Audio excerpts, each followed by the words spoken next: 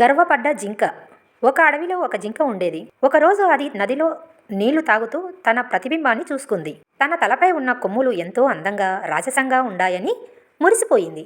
నేను ఎంత అందంగా ఉన్నానో కదా అని గర్వపడింది. కానీ తన కాళ్ళను చూసినప్పుడు మాత్రం ఛీ, నా కాళ్ళు ఇంత సన్నగా అసహ్యంగా ఉన్నాయి అని చాలా బాధపడింది. అదే సమయంలో వేటగాళ్ళు తనను వెంబడించడం గమనించింది. జింక ప్రాణభయంతో వేగంగా పరిగెత్తడం మొదలుపెట్టింది. తాను ఏ కాళ్ళనైతే అసహించుకుందో ఆ సన్నని కాళ్ళే దానిని వేగంగా తీసుకెళ్లి వేటగాళ్ల నుండి దూరం చేశాయి. అయితే పరిగెత్తుతూ ఒక దట్టమైన పొదల్లోకి వెళ్ళినప్పుడు దాని అందమైన కొమ్మలకు చిక్కుకుపోయాయి. జింక ఎంత ప్రయత్నించినా బయటపడలేకపోయింది.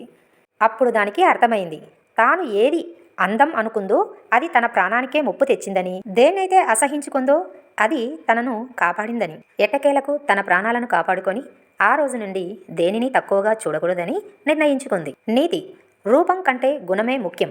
మనకు ఉపయోగపడే వస్తువే నిజమైన అందం.